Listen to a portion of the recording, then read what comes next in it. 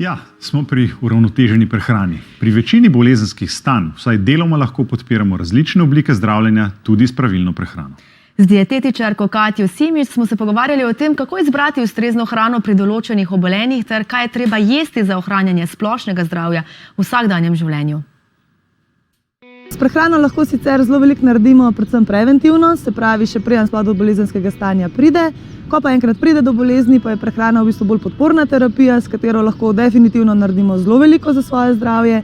Ne moramo pa recimo pričakovati, da bomo samo z ustrezno prehrano določeno stanje, ki smo ga po možnosti leta in leta nalagali, ne, da ga bomo samo z neko, po možnosti še celo z eno samo specifično hrano, kar preprečali ali pa pozdravili. Hrana lahko le delno vpliva na holesterol, saj le-ta v našem telesu tudi nastaja. Pomaga pa že izogibanje živilom, ki so bogata s holesterolom. Predvsem tudi živilom, ki so bogata z nasičenimi maščobnimi kislinami, s transmaščobnimi kislinami, en del vplivamo.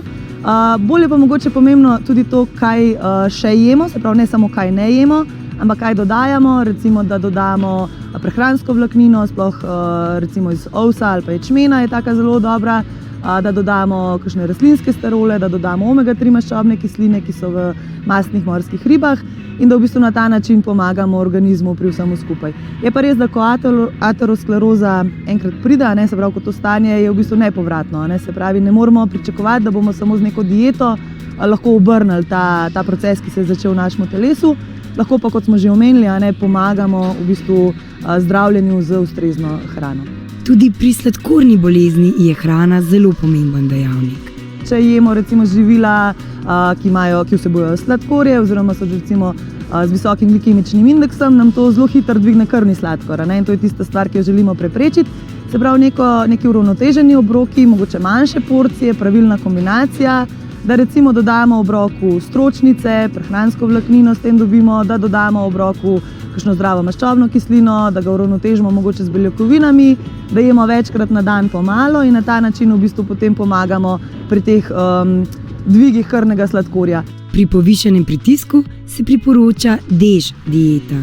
Ta kratica pomeni Dietary Approach to Stop Hypertension, se pravi, pri tej dieti je prva stvar, ki v bistvu omejimo sol, kar v bistvu v praksi pomeni, da moramo praktično vsa predelana živila nehati uživati, ker pač vsebujejo res ogromne količine soli.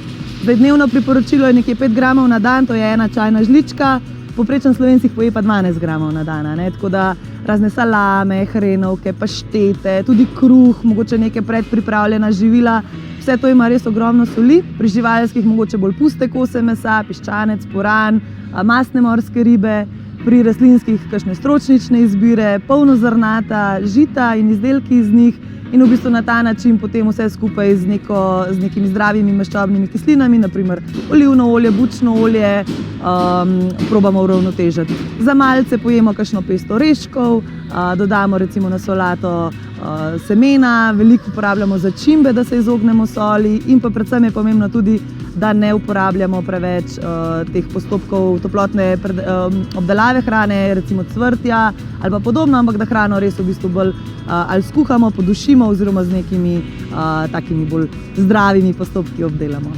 Naš dnevni jedilnik naj bi vseboval čim več zelenjave ter nekaj sadja in kvalitetne vire beljakovin, ki so lahko ali živalskega ali pa rastlinskega izvora.